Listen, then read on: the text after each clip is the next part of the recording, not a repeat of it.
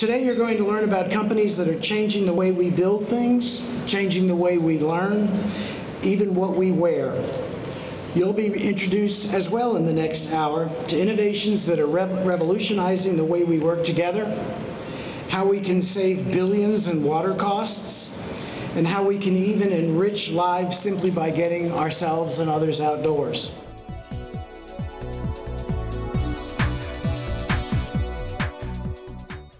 September of 2014, my 2-year-old daughter left on a faucet for 14 hours, wasting what, in my estimates, about 3,500 gallons of water. So that's where we take the next step. We'll be able to learn the usage of the household. So through the device, we're going to be able to bring that information back. The analytics server can then understand what's normal and what's not normal, and then we can alert the homeowner. You can shut it off from wherever you are in this world as long as you're connected to Wi-Fi or cellular. My name is Lucy Beard. I'm the CEO and founder of Feets. I was just trying to do something simple, buy a pair of shoes that fit. We make shoes only for you. We make them based on your foot size with an app. So you can just take 3 photos and we can get an accurate model of your foot. Then you design the shoe with your color and your style that matches. You press buy, and then we 3D print these shoes here in Chattanooga, Tennessee. Put them in a box and ship them to you within a few days. Our vision here is that you never have to try on a pair of shoes again. You walk 100,000 miles in your life, walk them in your shoes, not someone else's. What we've done is combine 3D printing with conventional construction materials to enable a new way to construct buildings. So large-scale 3D printing. We make a 3D printed matrix, and into that we apply normal construction materials like spray foam and concrete, and then it takes on the characteristics of those materials that are added. It's really the combination of large-scale industrial robots like this, our patented freeform 3D printing technology that prints in free space, and then our software that translates geometry into the code that drives that robot. So it is an honor and privilege to stand before you today to present our very first TechTown Future Innovator Award to Mr. Xavier Holmes. Next to me, please. Whatever we threw at him, robotics, coding for Java, circuitry, he was zipping through the material so fast we began to question our own intellect. And with the help of our friends at NovaCopy, who are gifting him a 3D printer for his own use.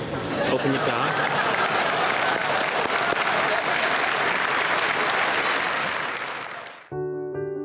Ambition.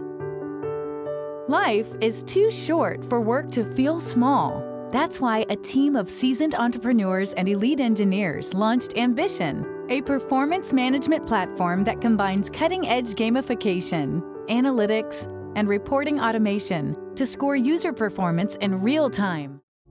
Learning Blade. To get more students interested in STEM jobs, Chattanooga-based Thinking Media created Learning Blade, a web-based STEM curriculum focused on increasing interest in careers like medicine, advanced manufacturing, biomedical engineering, and more. Roots Rated brings people who love the outdoors together.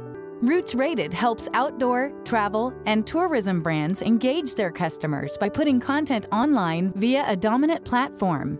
Roots Rated connects people and brands to give consumers the inspirational content they want and to help marketers engage targeted audiences at scale. Fast forward a little bit to Ambition, we get accepted into a program called Y Combinator out in Silicon Valley.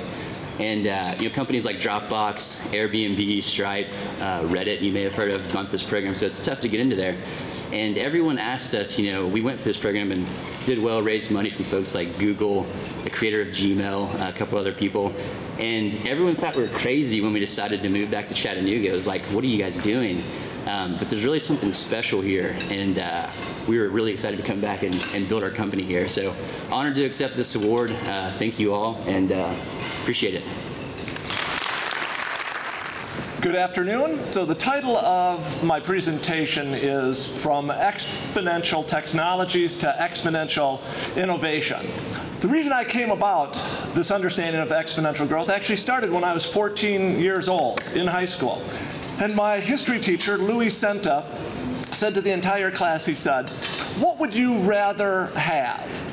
$100,000 a day for every day in November, or a penny on the first day, 2 on the second, 4 on the third, and that penny doubles 30 times. And I remember thinking to myself, well, what an idiotic question is that? I'm going to take the $100,000 because that would be $3 million in total. But then he said, go ahead, do the math. And I was pretty good at math, and so after 10 doublings, the penny had doubled to $5.12. After 20 days, it had doubled to $5,242.88. But I was still quite confident in my selection of choices. It was not until day 29, when the total had reached $2.6 million, that I recognized the errors of my way, because the very next day, over $5 million. In order to think about the future, you have to understand exponential growth, and that is the penny doubling. And so the reason I tell you this, and the reason you have to appreciate it, is there are now no fewer than 12 technological forces that are undergoing this exponential change. It is computer processing power, it's data storage, it's bandwidth, it's the sequencing of human genomes, advances in biotechnology, nanotechnology, robotics, 3D printing, sensor technology, the collection of data, the sharing economy, renewable energy. All of these trends, they're not creeping up linearly, they're shooting up exponentially. So if we really want to think about the future, we all have to understand exponential growth. But I want you to understand you've already lived through exponential growth, because it helps people appreciate we're going to continue to live through exponential growth. And so I'm just going to walk you through some exponential growth. Anyone recognize what this is? It's the world's first computer, and it was developed 65 years ago, and when it was literally twice the size of this room. All we have done in the last 60 years through exponential growth has made those transistors exponentially smaller. And here's what we have achieved today. Well, we're working on a project that will take a nanosensor in the bloodstream that is smaller than a grain of sand, and it will pick up a signal when you have cells that are coming off, shed from into the bloodstream, coming off from the artery lining, which is the precursor to a heart attack. And then you will get on your phone a special heart attack ringtone. A special heart attack ringtone. Doesn't that sound a little crazy?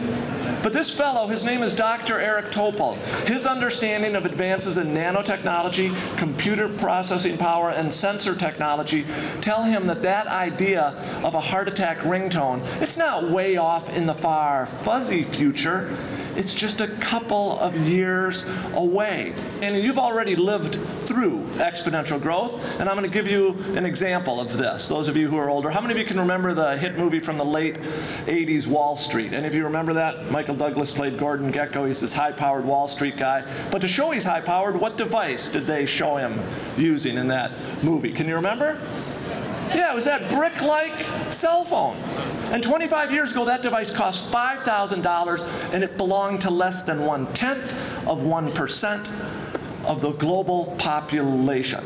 All that has happened over the last 25 years is those devices, like the lily pad, have exploded out, and they have transformed our world. Let me give you an example. Google is already working on robotic technology, self-driven autonomous cars. That technology is at the exact same stage as that clunky Michael Douglas cell phone stage. This technology is only going to get better, faster, and more affordable.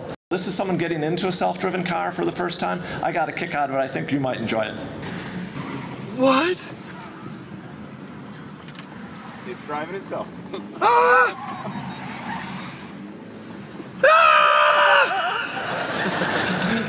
That, my friends, is what innovation feels like, both exhilarating and frightening at the same time. What's next? As a futurist, I don't claim to predict the future, but I love this quote. It comes from Peter Drucker. Decades ago, he said, the only way to predict the future is to create it yourself. But the future of Chattanooga is going to be created in your hands. You have all of the components. And so I'm absolutely optimistic for your future, because you've got it all going on, and the future is going to be incredibly bright, but you have to go out and create it. So with that, thank you very much, and thank you for having me to Chattanooga.